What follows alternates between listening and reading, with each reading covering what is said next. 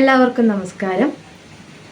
നമ്മൾ ഡിസ്കസ് ചെയ്തുകൊണ്ടിരിക്കുന്നത് social formation in world history, ലോക ചരിത്രത്തിലെ വിവിധങ്ങളായിട്ടുള്ള സാമൂഹിക രീതികളെക്കുറിച്ചാണ് ഡിസ്കസ് ചെയ്യുന്നത്, അല്ലെ? ആ ഒരു ബുക്കാണ് ഡിസ്കസ് ചെയ്യുന്നത്. അതിൽ നാലാമത്തെ ബ്ലോക്കിൽ ഇൻഡസ്ട്രിയൽ റെവല്യൂഷൻ ആൻഡ് ക്യാപിറ്റൽ, അതാണ് നാലാമത്തെ block. Industrial revolution and capital, അതായത് ക്യാപിറ്റലിസത്തെ കുറിച്ചും ഇൻഡസ്ട്രിയൽ റെവല്യൂഷനെ കുറിച്ചും സ്വകാര്യവൽക്കരണമല്ല, വ്യാവസായിക വിപ്ലവത്തെക്കുറിച്ചെല്ലാമാണ് നമ്മൾ ഇതിൽ ഡിസ്കസ് ചെയ്യാൻ പോകുന്നത്. അതിൽ ഫസ്റ്റ് യൂണിറ്റാണ് ഏർലി ക്യാപിറ്റലിസം. നമ്മൾ ബ്ലോക്ക് 3 പറഞ്ഞു നിർത്തുമ്പോൾ പറഞ്ഞിട്ടുണ്ടായിരുന്നു, മധ്യകാലഘട്ടത്തിൻ്റെ ഒരു അവസാനം എന്ന് പറയുന്നത് ഫ്യൂഡലിസത്തിൻ്റെ തകർച്ചയും ക്യാപിറ്റലിസം എന്ന് പറയുന്ന പുതിയ ഒരു സാമ്പത്തിക രീതിയുടെ തുടക്കമാണെന്ന് പറഞ്ഞിട്ടുണ്ടായിരുന്നു, അല്ലേ? അപ്പോൾ ഫ്യൂഡലിസം തകർന്ന് ക്യാപിറ്റലിസം എന്ന് പറയുന്ന രീതിയിലേക്ക് തുടക്കം കുറിച്ചു. ക്യാപിറ്റലിസം എങ്ങനെ തുടങ്ങിയെന്നൊക്കെ പറഞ്ഞിട്ടുണ്ടായിരുന്നു. ഗിൽഡുകളുടെ പ്രവർത്തനം, ഗിൽഡുകൾ വെൽത്തി ആയിട്ടുള്ള അവർ മെർച്ചൻസായി മാറുന്നു, സാമ്പത്തികമായിട്ട് ഉയരുന്നു. ആ ഒരു രീതിയിലാണ് ഈ ഒരു ക്യാപിറ്റൽ, മൂലധനം എന്ന് പറയുന്ന ഒരു സംഭവം വരുന്നത്. ഇനി 16-ാം നൂറ്റാണ്ട് മുതൽ 18-ാം നൂറ്റാണ്ട് വരെ പീക്ക് ടൈമാണ് പറയുന്നത്, ഏറ്റവും ഉയർന്നു നിൽക്കുന്ന ടൈമാണ്. യൂറോപ്പിൽ 16 to 18 നൂറ്റാണ്ട് എന്ന് പറയുന്നത് ക്യാപിറ്റലിസത്തിൻ്റെ ഏറ്റവും ഉയർന്ന ഒരു കാലഘട്ടമായിരുന്നു. ക്യാപിറ്റലിസം എന്ന് പറയുന്നത് എന്താണ്? ഇതൊരു സാമ്പത്തിക രീതിയാണ്. ക്യാപിറ്റലിസം, മൂലധനത്തുമായി ബന്ധപ്പെട്ടിട്ടുള്ള ക്യാപിറ്റൽ എന്ന് വെച്ചാൽ മൂലധനം. ഈ ക്യാപിറ്റലുമായി ബന്ധപ്പെട്ടിട്ടുള്ള ഒരു സാമ്പത്തിക രീതിയാണ് ക്യാപിറ്റലിസം എന്ന് പറയുന്നത്. പടിഞ്ഞാറൻ യൂറോപ്പിൽ, വെസ്റ്റേൺ യൂറോപ്പിലാണ് ഇതിന് ആദ്യമായിട്ട് വരുന്നത്, ശക്തി ആർജിക്കുകയെല്ലാം ചെയ്യുന്നത്. 20-ാം നൂറ്റാണ്ടായപ്പോഴേക്കും ഈ ക്യാപിറ്റലിസം എന്ന് പറയുന്ന പ്രോസസ്സിന് ഒരുപാട് മാറ്റങ്ങൾ ഉണ്ടാവുകയും ചെയ്തിട്ടുണ്ട്. ഇനി ഈ ക്യാപിറ്റലിസത്തിന്റെ തുടക്കം എവിടെയാണെന്ന് അറിയോ? ഇറ്റലിയിലാണ് ഇതിന് തുടക്കം കുറിക്കുന്നത്. ഇറ്റലിയിലെ നഗരങ്ങളിലാണ് ക്യാപിറ്റലിസം എന്ന് പറയുന്ന ഒരു ആശയം അല്ലെങ്കിൽ അതിൻ്റെ ഒരു വളർച്ച ആദ്യമായിട്ട് കാണാൻ സാധിച്ചിട്ടുള്ളത്. പിന്നീട് മറ്റു യൂറോപ്യൻ രാജ്യങ്ങളിലേക്കൊക്കെ പിന്നീടാണ്, 16-ാം നൂറ്റാണ്ടിന് ശേഷമാണ് മറ്റു യൂറോപ്യൻ രാജ്യങ്ങളിലൊക്കെ ഈ ക്യാപിറ്റലിസം എന്ന് പറയുന്ന രീതി വരുന്നത്. ഇതൊരു ക്യാപിറ്റലിസം എന്ന് പറഞ്ഞിട്ടുണ്ടെങ്കിൽ എന്താണ്? സ്വകാര്യ സ്വത്ത്, പ്രൈവറ്റ് ക്യാപിറ്റലുമായി ബന്ധപ്പെട്ടിട്ടുള്ള ഒരു രീതിയാണ്. സമ്പത്ത് വർദ്ധിപ്പിക്കുന്ന ഒരു രീതിയാണ് ക്യാപിറ്റലിസം എന്ന് പറയുന്നത്. ഈ ക്യാപിറ്റലിസം വന്നതോടു കൂടിയിട്ടാണ് ഫ്യൂഡലിസം, സെർഫ്ഡം തുടങ്ങിയ ആശയങ്ങളൊക്കെ ഇല്ലാതാവുന്നത്. ഇനി എങ്ങനെയാണ് ക്യാപിറ്റലിസത്തിലേക്ക് വരുന്നതെന്ന് വെച്ച് കഴിഞ്ഞാൽ, ഗിൽഡുകളുടെ പ്രവർത്തനം ഉണ്ടായിരുന്നു. മധ്യകാലഘട്ടത്തിൽ ഗിൽഡുകൾ, അതായത് മർച്ചന്റ് വ്യാപാരികളുടെയൊക്കെ അസോസിയേഷൻ പോലെയായിട്ടുള്ള, ഓർഗനൈസേഷൻ പോലെയായിട്ടുള്ള ഗിൽഡുകൾ വളരെ ശക്തി ആർജിച്ച് നിലനിൽക്കുന്നുണ്ട്. ഈ ഗിൽഡുകളുടെ പ്രവർത്തനം പിന്നീട് കൂടുതൽ ശക്തി ആർജിക്കുകയും ഗിൽഡിൽ പ്രവർത്തിക്കുന്ന മെമ്പർമാരെ സഹായിക്കുക മാത്രമല്ല, അവർ തന്നെ ഒരു പൊളിറ്റിക്കൽ പവറായിട്ട്, ഒരു രാഷ്ട്രീയ അധികാരമായിട്ട് ഉയർന്നു വരുന്ന ഒരു സ്ഥിതി ഉണ്ടായിട്ടുണ്ടായിരുന്നു. അതുകൊണ്ട് തന്നെ ഈ ഗിൽഡുകൾക്ക് പിന്നീട് യൂറോപ്പിൻ്റെ രാഷ്ട്രീയ സാഹചര്യങ്ങളെയും സാമ്പത്തിക സാഹചര്യങ്ങളെയും വേണ്ട രീതിയിൽ മുതലെടുക്കാനും വേണ്ട രീതിയിൽ ഉപയോഗിക്കാനും സാധിച്ചിട്ടുണ്ടെന്നാണ് പറയുന്നത്. അപ്പോൾ ഈ ഗിൽഡുകളാണ് പിന്നീട് കമ്പനികളായിട്ട് മാറുന്നത്. അതിൻ്റെ ജോയിന്റ് സ്റ്റോക്ക് കമ്പനി എന്ന് വെച്ചിട്ടുണ്ടെങ്കിൽ 2 അതിൽ കൂടുതൽ ആളുകളൊക്കെ ചേർന്നുകൊണ്ടിട്ടുള്ള ജോയിന്റ് സ്റ്റോക്ക് കമ്പനികളായിട്ടൊക്കെ വരുന്നത്. അപ്പോൾ ഇത്തരത്തിലുള്ള പ്രവർത്തനങ്ങൾ, ഗിൽഡിൻ്റെ പ്രവർത്തനങ്ങൾ കമ്പനികളായിട്ട് മാറുന്ന സ്ഥിതിയും ഉണ്ടായിട്ടുണ്ട്. ഇത്തരത്തിൽ പല കാരണങ്ങൾ കൊണ്ട് സ്വകാര്യ സ്വത്ത് എന്ന് പറയുന്നത് എന്തായി വർദ്ധിച്ചു വരുന്ന ഒരു സ്ഥിതിയാണ് ഉണ്ടായിട്ടുള്ളത്. അപ്പൊ ഇത്തരത്തിൽ സ്വകാര്യ സ്വത്ത് വർദ്ധിച്ചു വരുമ്പോൾ എന്ത് സംഭവിക്കുന്നു? ബാങ്കുകൾ വരുന്നു, അല്ലെ? നിക്ഷേപിക്കാൻ വേണ്ടിയിട്ട് ബാങ്കുകൾ വരുന്നു. അങ്ങനെ ബാങ്ക് തുടങ്ങിയ നിക്ഷേപങ്ങളൊക്കെ ഈ ഒരു കാലഘട്ടത്തിൽ വരുന്ന സ്ഥിതിയും ഉണ്ടാവുന്നുണ്ട്. ഇനി വാട്ട് ഈസ് ക്യാപിറ്റലിസം? എന്താണ് ക്യാപിറ്റലിസം എന്ന് വെച്ചാൽ നമ്മൾ എന്താ പറയാ? ക്യാപിറ്റലിസം എന്ന് വെച്ചിട്ടുണ്ടെങ്കിൽ the means of production, distribution and exchange were privately owned and run by individuals or individual corporations rather than the state. ഒരു ഗവൺമെന്റ് അംഗീകൃത അല്ലെങ്കിൽ ഒരു ഗവൺമെന്റ് മുഖാന്തരമല്ലാതെ പ്രൈവറ്റ് ആയിട്ടുള്ള ഏജൻസികളോ അല്ലെങ്കിൽ വ്യക്തികളോ ഒക്കെ നടത്തുന്ന സാമ്പത്തിക ഇടപാടുകളാണ് പ്രൊഡക്ഷൻ ഡിസ്ട്രിബ്യൂഷൻ മെത്തേഡ്സിനെയൊക്കെ നമുക്ക് ക്യാപിറ്റലിസം എന്ന് പറയാം. അതായത് ഉൽപാദനവും വിതരണവും എല്ലാം നടത്തുന്നത്, ഉൽപാദനവും വിതരണവും പ്രൊഡക്ഷൻ ആൻഡ് ഡിസ്ട്രിബ്യൂഷൻ, ഉൽപാദനവും വിതരണവും എല്ലാം നടത്തുന്നത് ഗവൺമെന്റിന് പകരം സ്വകാര്യ വ്യക്തികളോ കമ്പനികളോ ആണെങ്കിൽ അതിനെ എന്തെന്ന് പറയാം? ക്യാപിറ്റലിസം എന്ന് പറയാം. ക്ലിയർ ആയിട്ടുണ്ട് അല്ലേ? അപ്പൊ അവിടെ ആർക്കാണ് പ്രാധാന്യം? സ്വകാര്യ വ്യക്തികളോ കമ്പനികളോ ആണ് ഈ ഒരു ക്യാപിറ്റൽ മൂലധനം കൈയടക്കി വെക്കുന്നത്. മനസ്സിലായല്ലേ? അവരിലൂടെയാണ് ക്യാപിറ്റൽ ഡെവലപ്പ് ചെയ്തുകൊണ്ടേയിരിക്കുന്നത്. ഈ ക്യാപിറ്റലിസം കൊണ്ട് ഉണ്ടായിട്ടുള്ള മാറ്റങ്ങളെ, ക്യാപിറ്റലിസം ഈ മൂലധനം കൊണ്ടുണ്ടായിട്ടുള്ള മാറ്റങ്ങളെ പറയുന്നതാണ് കൊമേഴ്ഷ്യൽ റെവല്യൂഷൻ എന്നുള്ളത്. കൊമേഴ്ഷ്യൽ വിപ്ലവം തന്നെ നടന്നതെന്നാണ് കണക്കാക്കുന്നത്. ഈ കൊമേഴ്ഷ്യൽ റെവല്യൂഷൻ വഴിയാണ് വാണിജ്യം മറ്റ് സ്ഥലങ്ങളിലേക്ക് വിപുലീകരിക്കുകയും മറ്റ് രാജ്യങ്ങളിലേക്ക് വിപുലീകരിക്കുകയൊക്കെ ചെയ്യുന്നത്. അപ്പോൾ ഈ ഒരു മാറ്റത്തെ ക്യാപിറ്റലിസം വഴി ഉണ്ടായിട്ടുള്ള, ക്യാപിറ്റലിസം എന്ന് പറയുന്ന രീതിയോടുകൂടെ ഉണ്ടായിട്ടുള്ള പല രീതിയിലുള്ള മാറ്റങ്ങളെ, ബാങ്കുകളുടെ വരവായിരിക്കാം, നിക്ഷേപങ്ങളുടെ കൂടുതലായിരിക്കാം, അങ്ങനെ പല രീതിയിലുള്ള മാറ്റങ്ങളെ കൊമേഴ്ഷ്യൽ റെവല്യൂഷൻ എന്നാണ് അറിയപ്പെട്ടത്.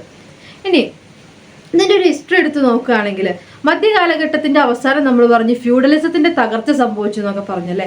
ആ കാലഘട്ടത്തിൽ തന്നെ രാഷ്ട്രീയപരമായിട്ട് എടുത്തു നോക്കുകയാണെങ്കിൽ ഒട്ടോമൻ എംപയർ, കോൺസ്റ്റാന്റിനോപ്പോൾ തകരുക, തുർക്കികൾ പിടിച്ചെടുക്കുന്നൊക്കെ ഒരു സ്ഥിതി വന്നിട്ടുണ്ടായിരുന്നു. അപ്പൊ ഈ കോൺസ്റ്റാന്റിനോപ്പോൾ എന്ന് പറയുന്ന പഴയ പ്രാചീന ട്രേഡിന്റെ ഒക്കെ പ്രധാനപ്പെട്ട ഒരു നഗരം, വാണിജ്യ നഗരമായിരുന്നു കോൺസ്റ്റാന്റിനോപ്പോൾ. ഈ കോൺസ്റ്റാന്റിനോപ്പോൾ എന്ന് പറയുന്ന നഗരമാണ് കിഴക്കിനെയും പടിഞ്ഞാറിനെയും തമ്മിൽ ബന്ധിപ്പിക്കുന്നത്. അതായത് യൂറോപ്പൊക്കെ അടങ്ങുന്ന, യൂറോപ്പ്, ഇറ്റലി, ജർമ്മനി, ബ്രിട്ടനൊക്കെ അടങ്ങുന്ന യൂറോപ്യൻ പ്രദേശങ്ങൾ, അതിനെയാണ് പടിഞ്ഞാറൻ പ്രദേശം എന്ന് പറയുന്നത്, വെസ്റ്റേൺ കൺട്രീസ്. ഈ വെസ്റ്റേൺ രാജ്യങ്ങളെയും ഈസ്റ്റിൽ കിടക്കുന്ന സൗദി അറേബ്യ, ഇന്ത്യ, ചൈന തുടങ്ങുന്ന ഈസ്റ്റിൽ കിടക്കുന്ന കിഴക്കൻ രാജ്യങ്ങൾ, ഈ വെസ്റ്റിനും ഈസ്റ്റിനും തമ്മിൽ ട്രേഡ് വഴി ബന്ധിപ്പിക്കുന്ന അല്ലെങ്കിൽ അവരുടെ ട്രേഡ് റൂട്ടായിരുന്നു കോൺസ്റ്റാന്റിനോപ്പോൾ വഴി എന്ന് പറയുന്നത്. ഈ കോൺസ്റ്റാന്റിനോപ്പോളിന്റെ തകർച്ചയും അത് തുർക്കികൾ കൈയടക്കുകയൊക്കെ ചെയ്യുന്നു, ഓട്ടോമൻ എംപയറിന്റെ തകർച്ചയൊക്കെ വരുന്നതോട് കൂടിയിട്ട് ഈ ഒരു സഞ്ചാരപാത, വാണിജ്യത്തിനായിട്ടുള്ള സഞ്ചാരപാത അവസാനിക്കുന്ന ഒരു സ്ഥിതി വന്നു. അതുകൊണ്ട് തന്നെ യൂറോപ്യൻസിന് കിഴക്കുമായിട്ട്, ഈസ്റ്റേൺ രാജ്യങ്ങളുമായിട്ട് വാണിജ്യ ബന്ധത്തിൽ ഏർപ്പെടണമെങ്കിൽ പുതിയ പാതകൾ കണ്ടുപിടിക്കേണ്ട സ്ഥിതി വരികയുണ്ടായി. അങ്ങനെയാണ് പടിഞ്ഞാറൻ രാജ്യങ്ങൾ, ഇറ്റലി ആയിരുന്നു ആദ്യം മുൻപന്തിയിൽ എത്തിയിട്ടുണ്ടായിരുന്നു. ഇറ്റലി, പിന്നെ പോർച്ചുഗീസ്, ഇവരെല്ലാം കൂടി യൂറോപ്യൻ രാജ്യങ്ങൾ കിഴക്കൻ രാജ്യങ്ങളിലേക്കുള്ള സഞ്ചാരപാത കണ്ടുപിടിക്കാൻ, കടൽ മാർഗമുള്ള മറ്റ് സഞ്ചാരപാതകൾ കണ്ടുപിടിക്കാൻ തുടങ്ങിയത്. അങ്ങനെയാണ് അവർ ഇന്ത്യയിലേക്ക് എത്തുന്നത്, അതുപോലെ തന്നെ ആഫ്രിക്കൻ മുനമ്പിലേക്ക് എത്തുന്നത്, അങ്ങനെ പല പല സ്ഥലങ്ങളിലേക്ക് എത്തുന്നത്. അപ്പം ഇതൊരു ഈ ചരിത്രപരമായിട്ടുള്ള കാര്യങ്ങളാണ്. അപ്പം ഇത്തരത്തില് ഒരു വാണിജ്യ പാതകൾ തേടിയിട്ടുള്ള യാത്രകളാണ് ഈ ഒരു കാലഘട്ടത്തിന്റെ ഒരു വലിയ പ്രത്യേകത എന്ന് പറയുന്നത് ക്യാപിറ്റലിസം. എന്തുകൊണ്ടായിരിക്കാം വാണിജ്യ പാതകൾ മാത്രം തേടിയുള്ള യാത്ര എന്ന് മാത്രം പറയാൻ പറ്റില്ല. ഈ ക്യാപിറ്റലിസം വഴി സ്വകാര്യ സ്വത്തുകൾ ഉണ്ടാവുമ്പോൾ അത് നേരാവണ്ണം വിനിയോഗിക്കാനും ഇവരുടെ ഈ മൂലധനം നിക്ഷേപിക്കുവാൻ വേണ്ടി കൂടിയാണ് ഇവര് മറ്റ് രാജ്യങ്ങൾ തേടിയുള്ള യാത്ര തുടങ്ങിയത് എന്ന് വേണം പറയാൻ.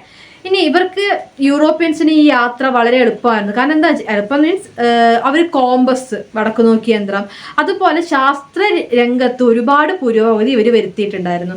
അതുകൊണ്ട് തന്നെ ശാസ്ത്രീയമായിട്ടുള്ള മെത്തേഡുകൾ ഉപയോഗിച്ചുകൊണ്ടാണ് ഇവർ നാവിക യാത്ര, കപ്പൽ യാത്രകൾ തുടങ്ങിയിട്ടുണ്ടായിരുന്നത്. ഇനി നമുക്ക് ഇത്തരത്തില് ഈ ഒരു യാത്ര, ഇവരുടെ ഒരു ജേണി എങ്ങനെയായിരുന്നു നോക്കാം. പല യൂറോപ്യൻ രാജ്യങ്ങളും കിഴക്കിലേക്ക്, കോൺസ്റ്റാന്റിനോപ്പോൾ തകർന്നതിന് ശേഷം കിഴക്കിലേക്ക് ഇവരെങ്ങനെ എത്തിച്ചേർന്നു എന്ന് നോക്കാം. അതില് Christopher Columbus, Magellan, Vasco da Gama തുടങ്ങിയവരൊക്കെ പ്രധാനപ്പെട്ട നാവിഗേറ്റേഴ്സ്, കപ്പൽ യാത്രക്കാരായിരുന്നു. അറ്റ്ലാന്റിക് ഓഷ്യനും ഇന്ത്യൻ ഓഷ്യൻ വഴിയാണ് ഇവർ പുതിയ പുതിയ സ്ഥലങ്ങളിലേക്ക് എത്തുന്നത്. ഇനി കിഴക്കിലേക്ക് ഇവര് വാണിജ്യം, നിക്ഷേപം ഒക്കെ എത്തിക്കാൻ വേണ്ടിയിട്ടാണ് വന്നത്.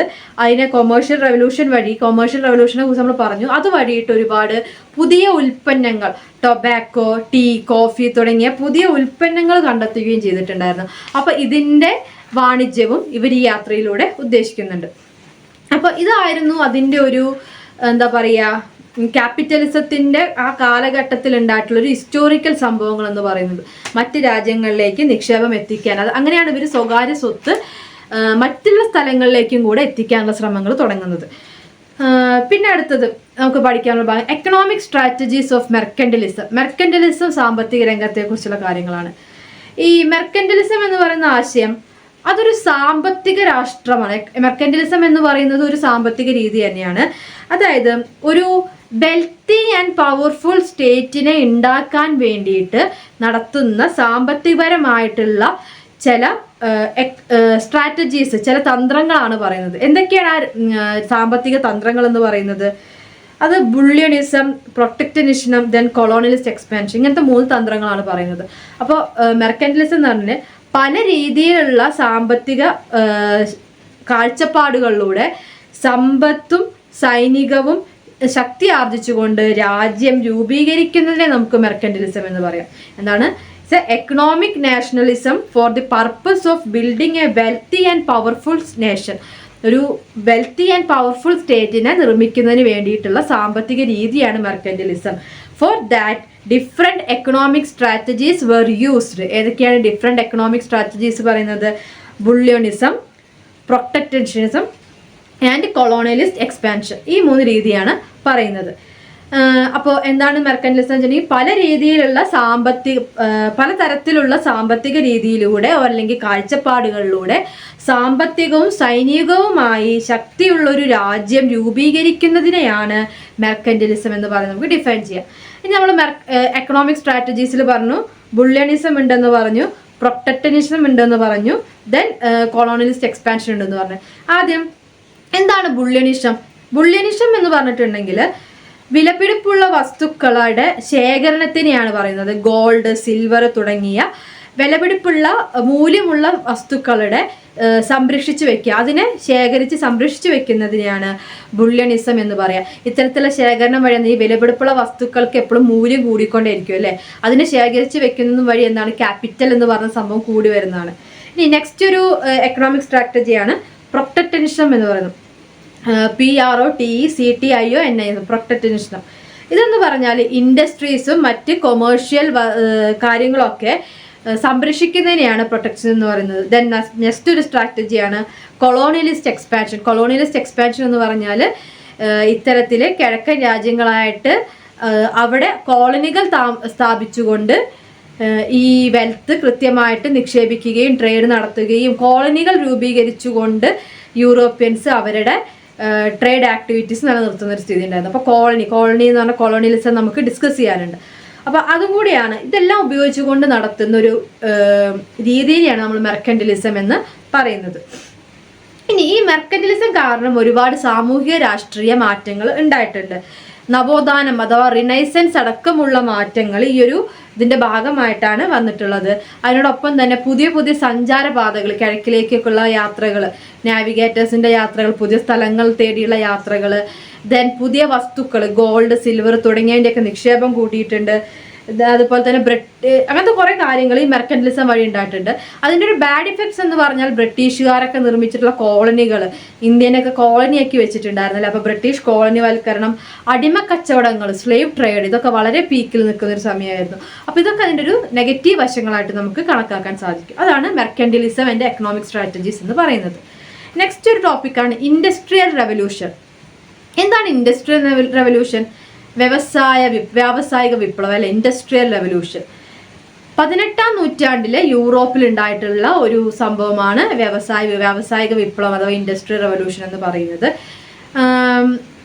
നമ്മുടെ അതുവരെ ഉണ്ടായിരുന്ന ഒരു രീതി എന്ന് പറയുന്നത് മനുഷ്യനിർമ്മിത വസ്തുക്കളാണ് കൂടുതലായിട്ട് വിപണിയിൽ ഉണ്ടായിരുന്നത്. എന്തൊരു വസ്തു മനുഷ്യനിർമ്മിതമായിരുന്നു. മനുഷ്യനിർമ്മിത വസ്തുക്കൾക്ക് പകരം യന്ത്രനിർമ്മിത വസ്തുക്കൾ ഉപയോഗിക്കാൻ തുടങ്ങി അല്ലെങ്കിൽ വിൽപ്പനയ്ക്ക് എത്താൻ തുടങ്ങി എന്നതാണ് ഈ ഒരു ഇൻഡസ്ട്രിയൽ റെവല്യൂഷന്റെ പ്രധാനപ്പെട്ട മാറ്റം എന്ന് പറയുന്നത്. The transformation in the production of goods from manmade to machine made. മനുഷ്യനിർമ്മിത ഉൽപ്പന്നങ്ങൾക്ക് പകരം യന്ത്രനിർമ്മിത ഉൽപ്പന്നങ്ങൾ വാണിജ്യ രംഗത്തേക്ക് കടന്നു വന്നതിനെ നമുക്ക് വ്യാവസായിക വിപ്ലവം അഥവാ ഇൻഡസ്ട്രിയൽ റെവല്യൂഷൻ എന്ന് വിളിക്കാം. ഇൻഡസ്ട്രിയൽ റെവല്യൂഷൻ തുടങ്ങുന്നത് എവിടെയാണ്? ഇംഗ്ലണ്ടിലാണ് അല്ലേ. അപ്പോൾ ഇൻഡസ്ട്രിയൽ റെവല്യൂഷൻ ഇംഗ്ലണ്ടിൽ തുടങ്ങുന്നു 18ാം നൂറ്റാണ്ടിൽ. ഒരുപാട് കാലത്തോളം ഈ ഒരു വിപ്ലവം ഇംഗ്ലണ്ടിൽ മാത്രം ഒതുങ്ങിക്കൂടുന്ന ഒരു സ്ഥിതി ഉണ്ടായിരുന്നു. ഇംഗ്ലണ്ട് അവരുടെ ആ ഒരു കുത്തക അവർ എന്നും കൈയടക്കി വെച്ചിട്ടുണ്ടായിരുന്നു. ഇതിന്റെ സീക്രട്ടും കാര്യമൊന്നും മറ്റ് യൂറോപ്യൻ രാജ്യങ്ങളിലേക്ക് എത്തിയിട്ടുണ്ടായിരുന്നില്ല. പിന്നെ അവിടുത്തെ വ്യവസ്ഥിതി ഈ ഒരു ക്യാപിറ്റലിസത്തിനെ പ്രൊമോട്ട് ചെയ്യുന്ന ഒരു രീതിയാണ് അവിടെ ഉണ്ടാവുക. അവിടുത്തെ ഗവൺമെന്റ് പോലും രാജാവും രാജ്ഞിയും ഭരിക്കുമ്പോൾ പോലും ഇതിന് അനുകൂലമായിട്ടുള്ള ഈ ക്യാപിറ്റലിസത്തിന് അനുകൂലമായിട്ടുള്ള നിയമങ്ങൾ കൊണ്ടുവരികയും ബില്ലുകൾ പാസ്സാക്കുകയൊക്കെ ചെയ്യുന്ന സ്ഥിതി ഉണ്ടായിരുന്നു. അപ്പം അവരുടെ സാമ്പത്തിക രംഗം ഉയർത്തുന്നതിന് വേണ്ടിയിട്ടുള്ള ഒരു അറ്റ്മോസ്ഫിയർ ഇംഗ്ലണ്ടിൽ മൊത്തത്തിൽ സൃഷ്ടിച്ചിട്ടുണ്ടായിരുന്നു. അതുകൊണ്ട് തന്നെയാണ് ഇൻഡസ്ട്രിയൽ റവല്യൂഷൻ ഇംഗ്ലണ്ടിൽ വലിയ രീതിയിൽ വ്യാപിക്കുകയും ചെയ്തിട്ടുണ്ട്. ഇതിനു വേണ്ടിയിട്ട് ഈ ഒരു ഇൻഡസ്ട്രിയൽ റവല്യൂഷൻ ഉണ്ടാകുന്ന വ്യാവസായിക വിപ്ലവം നടക്കുന്നതിന് വേണ്ടിയിട്ട് അവർ കൂടുതലായി ചൂഷണം ചെയ്തിട്ടുള്ള ഇന്ത്യ, ആഫ്രിക്ക മുതലായിട്ടുള്ള ഏഷ്യൻ രാജ്യങ്ങൾ, ആഫ്രിക്കൻ രാജ്യങ്ങളൊക്കെയാണ്. ഈ ഉൽപ്പന്നങ്ങൾ, അതായത് ഇൻഡസ്ട്രിയൽ റവല്യൂഷൻ വഴി ഉണ്ടാക്കുന്ന ഉൽപ്പന്നങ്ങൾ അവർ നിർബന്ധിതമായിട്ടും ഇന്ത്യ അടക്കമുള്ള ഈസ്റ്റേൺ രാജ്യങ്ങളിൽ കൊണ്ടുവന്ന് വിൽക്കുമായിരുന്നു. നമുക്ക് ഇന്ത്യയുടെ ഒരു ചരിത്രമൊക്കെ പഠിക്കുമ്പോൾ ഒരു പീരീഡ് ബ്രിട്ടീഷുകാരുടെ ഒരു കാലഘട്ടത്തിലെ പ്രത്യേകതകൾ അറിയാം. അവരെല്ലാത്തിനും മൊണോപ്പൊളി ഏർപ്പെടുത്തുമായിരുന്നു. ഇപ്പോൾ ഉപ്പ് സത്യാഗ്രഹമൊക്കെ ഉണ്ടാക്കുന്നത് ഇതേപോലെ ഒരു കുത്തകാവകാശം ബ്രിട്ടന് കൊടുക്കുന്നതിന് ബന്ധപ്പെട്ടിട്ട് ഒരുപാട് പ്രൊട്ടസ്റ്റുകൾ നടന്നിട്ടുണ്ട്. അപ്പം ഇവരുടെ ഒരു തന്ത്രം തന്നെ അതായിരുന്നു. ഇവരുണ്ടാക്കുന്ന ഉൽപ്പന്നങ്ങളുടെ മേല് ആ ഉൽപ്പന്നങ്ങൾ മാത്രമേ ഈ കോളനികളിൽ വിറ്റഴിക്കാൻ അവർ ശ്രമിച്ചിട്ടുള്ളൂ. അതായത് നാട്ടിലുള്ള മറ്റ് വ്യവസായങ്ങളൊക്കെ ഇന്ത്യയിലൊക്കെ ഉണ്ടായിരുന്ന ഒരുപാട് വ്യവസായങ്ങൾ ഇല്ലാതാക്കിക്കൊണ്ടാണ് ഇവർ ഉൽപ്പന്നങ്ങൾ ഇന്ത്യയിൽ നിർബന്ധമായിട്ട് ഇറക്കുകയും നമ്മളെ കൊണ്ടത് വാങ്ങിപ്പിക്കുകയും ചെയ്തിട്ടുള്ളത്. പിന്നെ മറ്റൊരു പ്രവൃത്തി ചെയ്യുന്നത് എന്താ വെച്ചിട്ടുണ്ടെങ്കിൽ, ഈ ടെക്സ്റ്റൈൽസ് ഒക്കെ നിർമ്മിക്കാൻ വേണ്ടുന്ന ബോംബെ എന്നൊക്കെ കോട്ടൺ ഒരുപാട് ഇവർ അങ്ങോട്ട് കൊണ്ടുപോകുമായിരുന്നു. ഈ കോട്ടന്റെ പ്രൊഡക്ഷൻ മുതൽക്ക് അവിടെയുള്ള എല്ലാ കാര്യങ്ങളും ബ്രിട്ടീഷ് അന്ന് കുത്തക ഏർപ്പെടുത്തിയിട്ടുണ്ടായിരുന്നു. കാരണം അവർക്ക് മാത്രമേ അത് ട്രേഡായിട്ട് കൈകാര്യം ചെയ്യാൻ, വാണിജ്യത്തിന് കൈകാര്യം ചെയ്യാൻ പറ്റുള്ളൂ. അപ്പൊ ഇത്തരത്തിൽ ചൂഷണങ്ങൾ, കോളനികളെ ചൂഷണം ചെയ്തുകൊണ്ടാണ് ഇവർ ഈ ഒരു റെവല്യൂഷൻ, ഈ ഒരു വ്യാവസായിക വിപ്ലവം തന്നെ സൃഷ്ടിച്ചെടുത്തിട്ടുള്ളത്. അങ്ങനെ ഒരുപാട് കുത്തകകൾ, മൊണോപ്പൊളി ഓൺ ട്രേഡ് എന്ന് പറയുന്നത് ഇംഗ്ലണ്ടിന്റെ ഒരു രീതിയായിരുന്നു. ദെൻ ഇംഗ്ലണ്ടിലെ റെവല്യൂഷൻ ആദ്യം കാണുന്നത് നമുക്ക് കോട്ടൺ പ്രൊഡക്ഷനിലാണ്. ഈ കോട്ടൺ പ്രൊഡക്ഷനും അതുകൊണ്ടുണ്ടായ ലാഭവുമാണ് ഇവരെ ഇന്ത്യ അടക്കമുള്ള കോളനികൾ, പ്രത്യേകിച്ച് ഇന്ത്യയിൽ നിന്ന് വിട്ടുപോകാൻ തോന്നാത്ത രീതിയിൽ പിടിച്ചു നിർത്തിയത്. പിന്നെ അവർക്ക് ഒരുപാട് ലാഭം ഉണ്ടാകുന്നുണ്ട് ഈ കോട്ടൺ പ്രൊഡക്ഷൻ വഴിയും അയൺ ആൻഡ് സ്റ്റീൽ പ്രൊഡക്ഷൻ വഴിയൊക്കെ. അപ്പോൾ ഇന്ത്യനെ കോളനി ആക്കി പിന്നെയും ചൂഷണം ചെയ്യേണ്ട ഒരു കാരണമായിരുന്നു ഈ കോട്ടൺ പ്രൊഡക്ഷൻ എന്ന് പറയുന്നത്. കോട്ടന് മുമ്പേ വൂളായിരുന്നു കൂടുതലായിട്ടും ഉപയോഗിച്ചിട്ടുണ്ടായിരുന്നത്. 18-ാം നൂറ്റാണ്ടോട് കൂടിയിട്ടാണ് കോട്ടൺ എന്ന് പറയുന്ന ഒരു പുതിയ വസ്തു രംഗത്തേക്ക് വരുന്നത്. ഒരു 1760 കൂടിയിട്ട് കോട്ടൺ കൂടുതലായിട്ട് നിർമ്മിക്കാൻ തുടങ്ങി. പിന്നീട് ഈ കോട്ടൺ ആദ്യം അത് കൈത്തറി ആയിട്ടാണ് നിർമ്മിച്ചിട്ടുണ്ടായിരുന്നത്. പിന്നീട് പുതിയ മെഷീനുകൾ കൊണ്ടുവരാൻ തുടങ്ങി. Water frame, spinning jenny, water wheel, spinning mule, cotton gin തുടങ്ങിയ ഉൽപ്പന്നങ്ങൾ ഈ കോട്ടൺ ടെക്സ്റ്റൈലിന്റെ ഭാഗമായിട്ട് വന്നു തുടങ്ങി. അപ്പം മെഷീൻസ് വന്നതോട് കൂടിയിട്ട് ഈ ഒരു പ്രൊഡക്ഷൻ എന്ന് പറഞ്ഞാൽ മോർ ഫാസ്റ്ററായി, പെട്ടെന്ന് പ്രൊഡക്ഷൻ നടത്തുന്ന രീതിയിലേക്ക് വരികയും ചെയ്തു. അത് നമുക്ക് വാട്ടർ ഫ്രെയിം എന്ന് പറഞ്ഞാൽ ഓക്രൈറ്റ് എന്ന് പറയുന്ന വ്യക്തിയാണ് ഈ വാട്ടർ ഫ്രെയിമിന് തുടക്കം കുറിക്കുന്നത്. ഇതുവഴി ഒരുപാട് നൂലുകൾ, കോട്ടൺ നൂലുകൾ ലാർജ് ക്വാണ്ടിറ്റിയിൽ, ഒരുപാട് വലിയ ക്വാണ്ടിറ്റിയിൽ കോട്ടൺ നിർമ്മിക്കാൻ സാധിക്കുമായിരുന്നു. മറ്റൊരു ഇതാണ് സ്പിന്നിങ് ജെന്നി എന്ന് പറഞ്ഞാൽ അറ്റ് എ ടൈം 16 നൂലുകൾ വരെ സ്പിൻ ചെയ്തെടുക്കാൻ സാധിക്കുമായിരുന്നു. പിന്നെ ഒരു മെഷീനാണ് വാട്ടർ വീലും സ്പിന്നിങ് മ്യൂളും. ഈ രണ്ട് മെഷീൻസ് വെച്ചിട്ട് 200 മുതൽ 300 നൂലുകൾ വരെ സ്പിൻ ചെയ്തുണ്ടാക്കാൻ സാധിക്കുമായിരുന്നു. അപ്പോൾ ഈ വാട്ടർ വീലിൻ്റെയും സ്പിന്നിങ് മ്യൂളിൻ്റെയും വരവോട് കൂടിയിട്ടാണ് കോട്ടൺ ടെക്സ്റ്റൈൽ ഇൻഡസ്ട്രി എന്ന് പറയുന്നത് വേഗം വളർച്ചയിലേക്ക് എത്താൻ തുടങ്ങുന്നത്. അടുത്തൊരു എക്യുപ്മെൻ്റ് ആയിരുന്നു കോട്ടൺ ജിൻ. ഈ കോട്ടൺ ജിൻ ഉപയോഗിച്ചിട്ടാണ് പഞ്ഞിയിൽ നിന്ന് അതിൻ്റെ വിത്ത് ഉണ്ടാവല്ലോ, കുരു, അത് പുറത്തേക്ക് എടുക്കുന്ന, സീഡ്സിനെ പുറത്തേക്ക് എടുക്കുന്നതിന് വേണ്ടിയുള്ള മെഷീനാണ് കോട്ടൺ ജിൻ. അപ്പോൾ ഇത്തരത്തിലുള്ള മെഷീൻസ് വഴിയാണ് ഈ ഒരു ടെക്സ്റ്റൈൽ ഇൻഡസ്ട്രി കൂടുതൽ ഫലവത്താകുന്നതും കൂടുതൽ മെച്ചപ്പെടുകയും ചെയ്യുന്നത്. ഇനി ആദ്യകാലങ്ങളിൽ ഈ യന്ത്രങ്ങളൊക്കെ ചെറിയ യന്ത്രങ്ങളായിരുന്നു. അത് വീട്ടിൽ വെച്ചിട്ടാണ് വീട്ടിൽ വെച്ചുകൊണ്ട് വീടായിരുന്നു ഒരു പ്രൊഡക്ഷൻ യൂണിറ്റ് എന്ന് പറയുന്നത്. പക്ഷെ പിന്നീട് യന്ത്രങ്ങളുടെ വലിപ്പം കൂടിയപ്പോൾ അറ്റ് എ ടൈം ഒരുപാട് കാര്യങ്ങൾ നിർമ്മിക്കേണ്ടി വരുമ്പോൾ ഒക്കെ ഈ ഒരു വീട്ടിലിരുന്നു കൊണ്ട് പണിയെടുക്കുക, വർക്ക് ഫ്രം ഹോം എന്ന രീതി മാറിയുകൊണ്ട് ഫാക്ടറികളിലേക്ക് ചെന്ന് ജോലി ചെയ്യുക എന്ന രീതി കൊണ്ട് ഫാക്ടറി വൽക്കരണം, ഫാക്ടറി ഔട്ട്ലെറ്റ്സുകൾ തുടങ്ങുക, ഫാക്ടറികളിൽ ചെന്ന് വർക്ക് ചെയ്യുന്ന ഒരു രീതി തുടങ്ങി. അങ്ങനെയാണ് പല തൊഴിലാളികളും ഫാക്ടറി ജീവിതത്തിലേക്ക് കടന്നു വരുന്ന ഒരു സ്ഥിതി. വർക്കിംഗ് ക്ലാസ് എന്ന് പറയുന്ന ഒരു ക്ലാസ് ഈ ഒരു ക്യാപിറ്റലിസത്തിന്റെ ഭാഗമായാണ് ഫോം ചെയ്യുന്നത്. ഇനി ഫാക്ടറികൾ വന്നു, അതിന്റെ പ്രവൃത്തി തുടങ്ങി. അപ്പോൾ ഒരു ഡൊമസ്റ്റിക് സിസ്റ്റത്തിൽ നിന്ന് ഒരു ഫാക്ടറി സിസ്റ്റത്തിലേക്ക് കൊണ്ടുവന്നു. അതിന് കോട്ടൺ സമ്പ്രദായമാണ് ഈ ഒരു മാറ്റത്തിനെ വലിയ രീതിയിൽ ഇതാക്കിയിട്ടുള്ളത്. ആ ഒരു സമയത്തെ ഇംഗ്ലണ്ടിന്റെ നാഷണൽ ഇൻകം എന്ന് പറയുന്ന സാമ്പത്തികമായിട്ടുള്ള ഇൻകം എന്ന് പറയുന്നത് 5 to 7% ഈ കോട്ടൺ പ്രൊഡക്ഷൻ വഴിയായിട്ടാണ് അവരുടെ നാഷണൽ ഇൻകം ഉണ്ടായിരുന്നത്. അത്രയും വലിയ രീതി അവർക്കുണ്ടായിരുന്നു.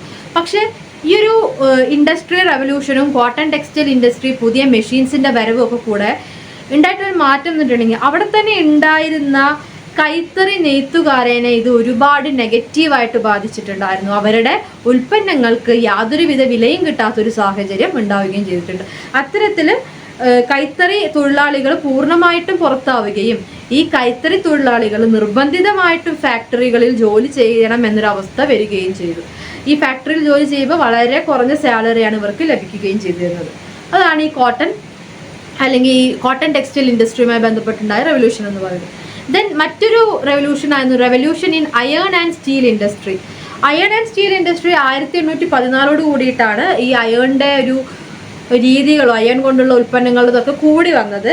1712 Thomas new common steam engine കണ്ടുപിടിക്കുന്നു. അതിനുശേഷം ജെയിംസ് വാട്ട് സ്റ്റീം എഞ്ചിനെ കുറച്ചും കൂടി ഫലപ്രദമാക്കുന്നു 1769. അങ്ങനെയാണ് ഈ അയൺ ആൻഡ് സ്റ്റീൽ ഇൻഡസ്ട്രിക്ക് കൂടുതൽ മാർക്കറ്റ് ലഭിക്കുകയും അതിൻ്റെ പ്രൊഡക്ഷൻ കൂടി വരികയും ചെയ്യുന്നു. പിന്നീട് textile, chemical, soap and glass making തുടങ്ങിയവയിലൂടെയൊക്കെയും പുതിയ പുതിയ ഇൻഡസ്ട്രീസ് വന്നുകൊണ്ടേ ഇരിക്കുന്നുണ്ടായിരുന്നു. അപ്പോൾ ഇത്തരത്തിൽ ഒരു ഇൻഡസ്ട്രികൾ, പല രീതിയിലുള്ള വ്യവസായങ്ങൾ കൊണ്ടായിരുന്നു ഇംഗ്ലണ്ട് അക്കാലത്ത് മെച്ചപ്പെട്ടിട്ടുണ്ടായിരുന്നത്. ഓക്കെ, ഇതാണ് ഇൻഡസ്ട്രിയൽ റെവല്യൂഷൻ ഇൻ യൂറോപ്പിലെ, ഇംഗ്ലണ്ടിലെ ഇൻഡസ്ട്രിയൽ റെവല്യൂഷൻ എന്ന് പറയുന്നത്. അതിൻ്റെ അടുത്തൊരു സ്റ്റേജാണ് ഇൻഡസ്ട്രിയൽ റെവല്യൂഷൻ, ഈ വ്യാവസായിക വിപ്ലവം യൂറോപ്പിൻ്റെ തന്നെ മറ്റ് രാജ്യങ്ങളിലേക്കും കൂടെ എത്തുക എന്നുള്ളത്. Spread of industrial revolution in Europe അതെങ്ങനെയായിരുന്നു നോക്കാം. 1830 വരെ, 1830s വരെ ഈ വ്യവസായവൽക്കരണം ഇംഗ്ലണ്ടിൽ മാത്രം അല്ലെങ്കിൽ ബ്രിട്ടനിൽ മാത്രം ഒതുങ്ങി നിന്നിട്ടുള്ളൊരു സംഭവമായിരുന്നു. മറ്റ് സ്ഥലങ്ങളിലേക്കൊന്നും ഇതിൻ്റെ ഫലം എത്തുന്നുണ്ടായിരുന്നില്ല. പക്ഷേ പിന്നീട് 1830കൾക്ക് ശേഷമെല്ലാം ഇത് വളരെ വേഗത്തിൽ തന്നെ മറ്റ് സ്ഥലങ്ങളിലേക്കും എത്തിത്തുടങ്ങി. ഫ്രാൻസ്, ജർമ്മനി, സ്വിറ്റ്സർലാൻഡ് എന്നിവിടങ്ങളിലൊക്കെ ചെറിയ ചെറിയ ഫാക്ടറികളും ഇൻഡസ്ട്രികളൊക്കെ ഉണ്ടെങ്കിലും അതൊരു വലിയ പ്രൊഡക്ഷൻ യൂണിറ്റ് ആയിട്ടൊന്നും ഉണ്ടായിരുന്നില്ല. 1830 ശേഷം അത് ഗ്രോ ചെയ്യാൻ തുടങ്ങി. എന്തുകൊണ്ടായിരിക്കാം ഈ ഒരു കാലഘട്ടം വരെ ഇപ്പോൾ ബ്രിട്ടൻ നിൽക്കുന്നതും യൂറോപ്പിൽ തന്നെയാണ്. ഈ യൂറോപ്പിൻ്റെ മറ്റ് ഭാഗങ്ങളിലേക്ക് ഈ ഒരു വ്യാവസായിക വിപ്ലവം എത്താതിരുന്നത് അതിന് പല പല കാരണങ്ങളുണ്ട്. ഒന്നാമതായിട്ട് നമുക്ക് പറയാം ട്രാൻസ്പോർട്ടേഷൻ സിസ്റ്റത്തിൻ്റെ അപാകത, പുവർ ട്രാൻസ്പോർട്ടേഷൻ സിസ്റ്റം. കൃത്യമായിട്ട് അങ്ങോട്ടും ഇങ്ങോട്ടും യാത്ര ചെയ്യാനുള്ള സൗകര്യം ഉണ്ടായിരുന്നില്ല. യൂറോപ്പ് തന്നെ വിഭജിക്കപ്പെട്ടിരിക്കുകയായിരുന്നു. ഈ യൂറോപ്പിൻ്റെ പ്രത്യേകത എന്ന് വെച്ചിട്ടുണ്ടെങ്കിൽ ഒരു കോണ്ടിനെൻ്റ് ആണെങ്കിൽ ഒരു കോണ്ടിനെൻ്റ് വൈസുള്ള ഒത്തൊരുമയൊന്നും അവർക്ക് ഉണ്ടായിരുന്നില്ല. അവർ നിരന്തരം പണ്ടുകാലം തൊട്ട്, ഒരു പ്രാചീന കാലം തൊട്ടേ പരസ്പരം തമ്മിലടിക്കുന്ന ഒരു വിഭാഗമാണ് യൂറോപ്പിലെ രാജ്യങ്ങളെന്ന് പറഞ്ഞാൽ. നമ്മുടെ യുദ്ധങ്ങൾ, 1ാം ലോകയുദ്ധം, 2ാം ലോകയുദ്ധം ഒക്കെ നമുക്ക് എടുത്ത് അറിയാം. നിരന്തരം കലാപങ്ങൾ നടക്കുന്ന ഒരു ഏരിയയാണ്. ഈ ഒരു കാലഘട്ടത്തിൽ എന്ന് പറയുമ്പോൾ ഇതിൻ്റെ തൊട്ടു മുമ്പെയാണ് ക്രൂസൈഡ്സ്, കുരിശ് യുദ്ധങ്ങൾ നടക്കുന്നത്. അപ്പം അതുകൊണ്ടൊക്കെ തന്നെ യാതൊരു വിധത്തിലും ഒത്തൊരുമയില്ലാത്ത വിഭജിക്കപ്പെട്ടിട്ടുള്ള ഒരു ജനതയായിരുന്നു യൂറോപ്പ് എന്ന് പറയുന്നത്. പിന്നെ റോ മെറ്റീരിയൽസിൻ്റെ അഭാവം. ഈ ബ്രിട്ടൻ അവരുടെ മൊണോപ്പൊളി ഉപയോഗിച്ചുകൊണ്ട് റോ മെറ്റീരിയൽസ് ഒക്കെ സ്വന്തമാക്കി വെച്ചിട്ടുള്ള പോലെ മറ്റ് യൂറോപ്യൻ സ്റ്റേറ്റ്സിന് സാധിച്ചില്ലായിരുന്നു. അതുകൊണ്ട് തന്നെ ആവശ്യ വസ്തുക്കളുടെ അഭാവം ഒരു കാരണമായിരുന്നു. പിന്നെ ഒത്തൊരുമയില്ലായിരുന്നു എന്ന് പറഞ്ഞു, കോണ്ടിനെൻ്റ് വൈസ് ഒരു ഒത്തൊരുമയില്ലായിരുന്നു. പിന്നെ ഈ ഒരു ക്യാപിറ്റലിസം എന്ന് പറയുന്ന സാമ്പത്തിക രീതി യൂറോപ്പിൻ്റെ മറ്റ് സ്ഥലങ്ങളിൽ അത്ര ആക്സെപ്റ്റബിൾ ആയിരുന്നില്ല, അംഗീകരിക്കാനുള്ളൊരു ബുദ്ധിമുട്ടുണ്ടായിരുന്നു. ഇത്തരത്തിൽ സ്വകാര്യ സ്വത്ത് കുമിഞ്ഞു കൂട്ടുന്ന രീതിയും ഫ്യൂഡലിസത്തിൻ്റെ തകർച്ചയൊന്നും അംഗീകരിക്കാൻ മറ്റ് യൂറോപ്യൻ സ്റ്റേറ്റ്സിന് സാധിച്ചിട്ടുണ്ടായിരുന്നില്ല. ദെൻ മേജറായിട്ടുള്ളൊരു പോയിന്റ് എന്ന് പറഞ്ഞാൽ ബ്രിട്ടൻ അവരുടെ സാമ്പത്തിക രീതിയെ വളരെ സുരക്ഷിതമായിട്ട് മറ്റാരിലേക്കും എത്താതെ അവർ തന്നെ ഒരു കുത്തകയായി നിലനിൽക്കാൻ വേണ്ടിയുള്ള ശ്രമങ്ങൾ നടത്തിയിരുന്നു. അതായത് മൊണോപ്പൊളി എന്ന് പറയുന്നത്, കുത്തക എപ്പോഴും ബ്രിട്ടൻ്റെ കയ്യിലിരിക്കാൻ വേണ്ടിയിട്ടുള്ള ശ്രമങ്ങൾ അവർ നടത്തിയിരുന്നു. അപ്പം മെഷീനുകളായാലും ഉൽപ്പാദന രീതിയായാലും ഒന്നും മറ്റുള്ളവരുമായിട്ട് ഡിസ്കസ് ചെയ്യാനോ അവരിലേക്കും കൂടെ എത്തിക്കാനോ ബ്രിട്ടൻ ഒരു കാരണവശാലും ശ്രമിച്ചിട്ടില്ല. അതുകൊണ്ട് തന്നെ ഇതെല്ലാം ബ്രിട്ടൻ്റെ ഉള്ളിൽ തന്നെ ഒതുങ്ങിയിട്ടുണ്ടായിരുന്നു. 1815 ശേഷം പോപ്പുലേഷൻ വല്ലാതെ കൂടി, ജനസംഖ്യ വല്ലാതെ കൂടിയപ്പോൾ ആളുകൾക്ക് ഒരു സ്ഥലത്ത് നിന്ന് മറ്റൊരു സ്ഥലത്തിലേക്ക് പോകേണ്ടി വന്നു. അപ്പോൾ അങ്ങനെ റെയിൽവേ രൂപപ്പെട്ടു. അപ്പോൾ കമ്മ്യൂണിക്കേഷൻ സിസ്റ്റം കൂടുതൽ വന്നു. ട്രാൻസ്പോർട്ടേഷൻ സിസ്റ്റം വന്നു. അങ്ങനെ സാങ്കേതിക വിനിമയ മാറ്റങ്ങളിലുണ്ടായ മാറ്റം, ഈ ഒരു മാറ്റം കൊണ്ടാണ് 1815 ശേഷം ഇത്തരത്തിലുള്ള വ്യാവസായിക വിപ്ലവങ്ങളെല്ലാം യൂറോപ്പിന്റെ മറ്റു ഭാഗങ്ങളിലേക്കും കൂടെ സ്പ്രെഡ് ആവുന്നത്. അങ്ങനെയാണ് യൂറോപ്പ് മൊത്താകെ ഈ ഒരു ഇൻഡസ്ട്രിയൽ റെവല്യൂഷൻ 19-ാം നൂറ്റാണ്ടോട് കൂടിയിട്ട് ഇൻഡസ്ട്രിയൽ റെവല്യൂഷനിലൂടെ ലോകമെമ്പാടല്ല, യൂറോപ്പിൽ മൊത്താകെ ഈ ഒരു വ്യാവസായിക വിപ്ലവം വരുന്നതല്ല. അപ്പൊ ഇത്രയുമാണ് നമുക്ക് ക്യാപിറ്റലിസം എന്ന് പറയുന്ന, ക്യാപിറ്റലിസത്തിന്റെ ഏർലി സ്റ്റേജ് എന്ന രീതിയിൽ നമുക്ക് ഡിസ്കസ് ചെയ്യാനുള്ളത്. ക്യാപിറ്റലിസം എന്താണെന്ന് പറഞ്ഞു, മെർക്കന്റിലിസം എന്താണെന്ന് പറഞ്ഞു, ദെൻ ക്യാപിറ്റലിസം ഇംഗ്ലണ്ടിൽ എങ്ങനെയായിരുന്നു എന്ന് പറഞ്ഞു, യൂറോപ്പിന്റെ മറ്റു സ്ഥലങ്ങളിലേക്ക് ഇതെങ്ങനെ കൊണ്ടുവന്നു എന്ന് പറഞ്ഞു. ഇത്രയാണ് നമുക്ക് ഡിസ്കസ് ചെയ്യാനുള്ളത്. Thank you.